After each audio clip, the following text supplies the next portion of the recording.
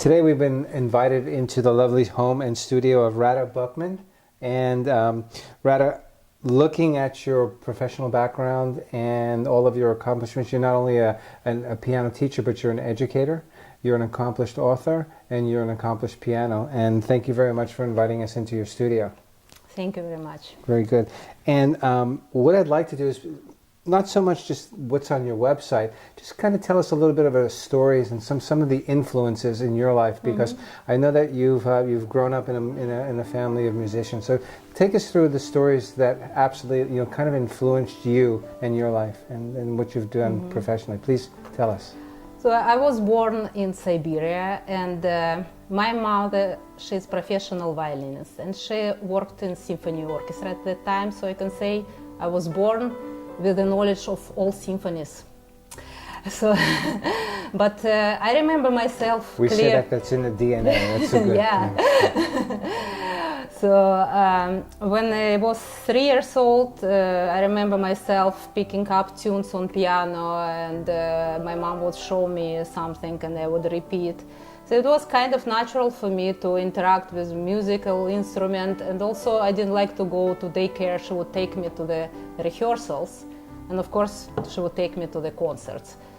And then I remember that it was my initiative. I told her I want to play violin, and she said no. And I said okay, but I want to go to music school. And she enrolled me into the group of gifted children. It was a kind of experimental group for children aged 4 to 6. I was 4 at that time. And it was something new for Soviet Union, probably, to teach such young children. So what they did, they were we had a very, very intensive year training, and we had rhythmical exercises, and we had choir, and we had a little orchestra built from Orff instruments. And now, these were all the gifted children that were studying? Yeah, yes, so yes. I have a, they checked us before accepting. Let's see them. And this is the... Where are you? I'm here. And this is our choir and the small part of the orchestra. We had bigger orchestra where I would play wooden spoons. Okay. They edit a Russian instrument. And I have to mention that this boy, he was conducting our orchestra. And can you imagine that now this boy, his name is Kirill Petrenko, he's principal conductor of Berlin Philharmonic. Wow. Yeah. So this is how far you can go. Contact with him? I don't have contact, unfortunately. I don't have contact with him, but I'm very proud of him. You should be, absolutely. Yes. So I learned in this group for 2 years, and then I naturally moved to study piano. So my mom agreed that I can play piano. Play piano. Yeah, and music school was pretty easy for me. It was going smoothly. I was performing a lot, and I have a photograph. I was performing with symphony orchestra, and this is my mom. That's mom. Yeah. And I'm young pioneer.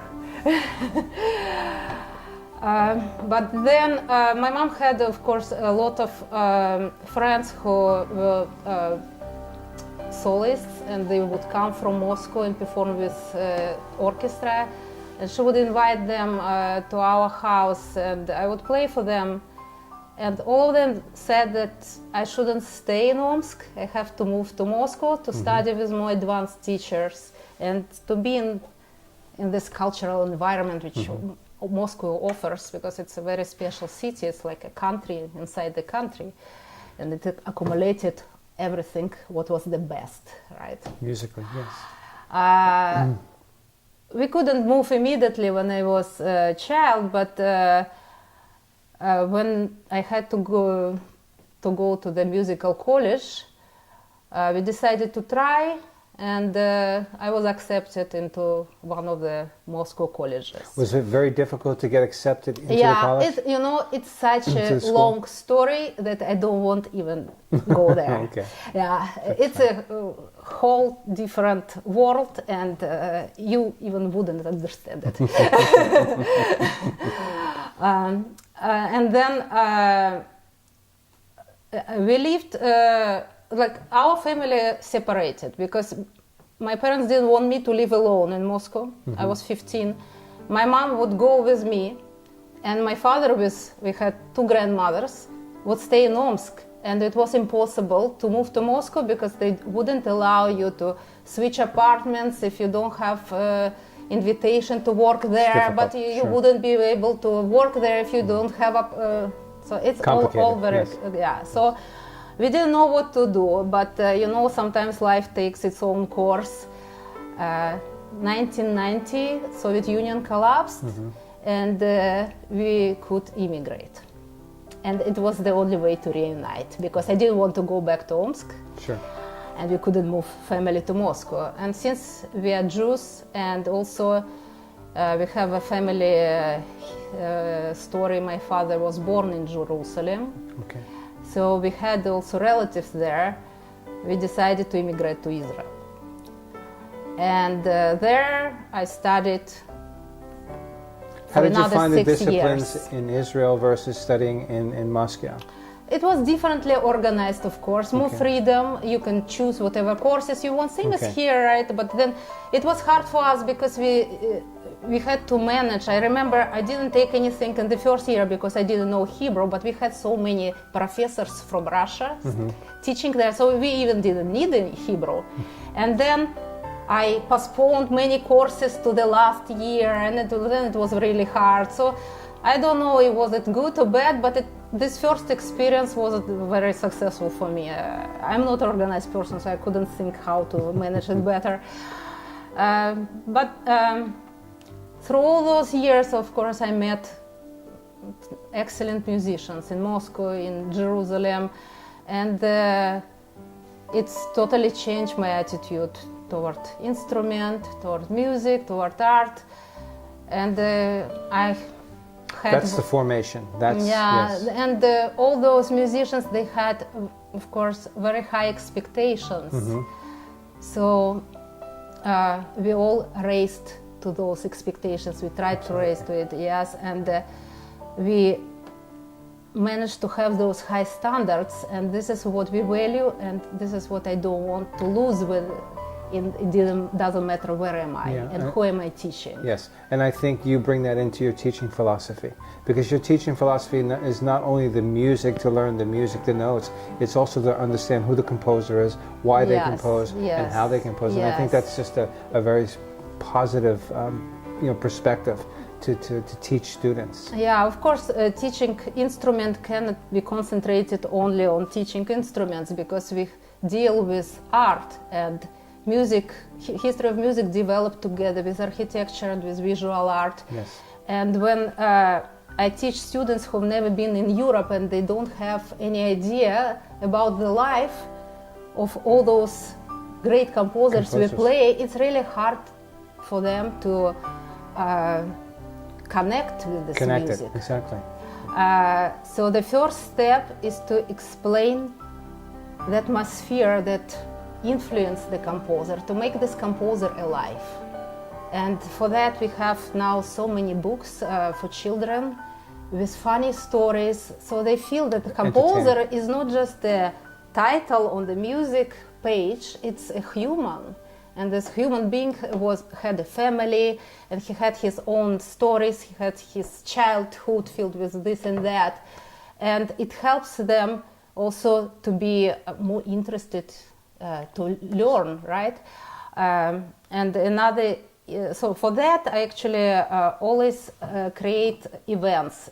When we have a concert, it's always based on some theme, and I'm trying to do it theatrical. As an education piece. So we talk about this time when the composer lived, and we talk about his life, or we talk about opera genre. So I show them different operas and I explain them how the opera was born and where, and we sing parts of the arias. That's good. Yes, and they probably won't memorize everything at once, but they like a sponge. Right. It makes an impact. Absolutely. They still will accept it and they will have it. And when they are older, they will read more and they will listen more. Right.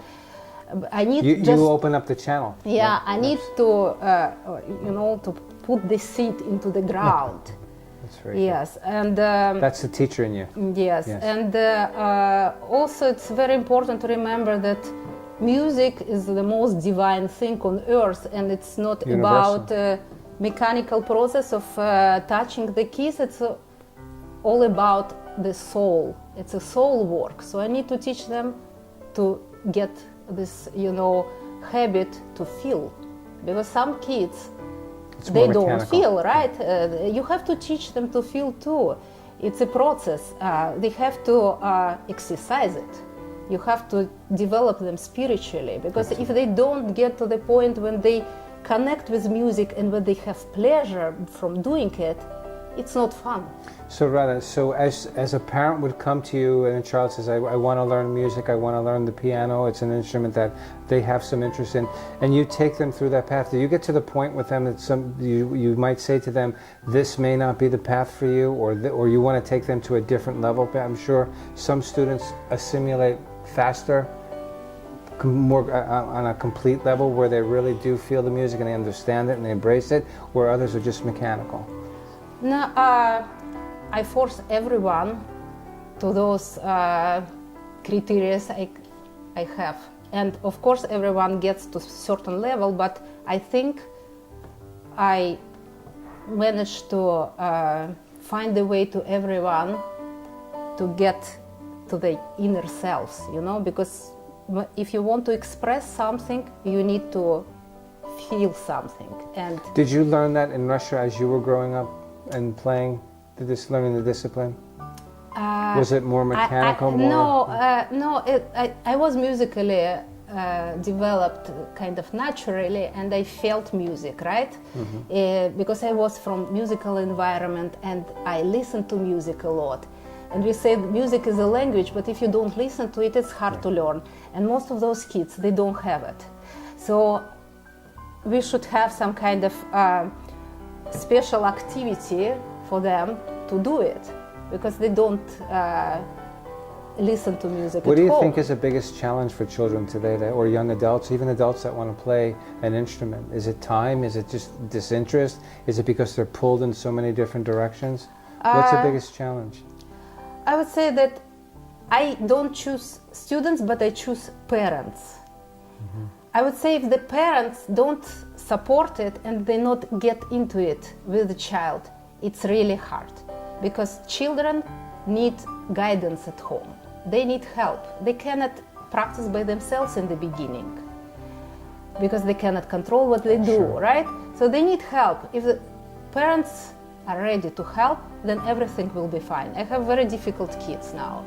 Some of them are very hyper and they cannot concentrate for a long time, but parents are so dedicated that I know that when the time comes, they will play, and they will play well.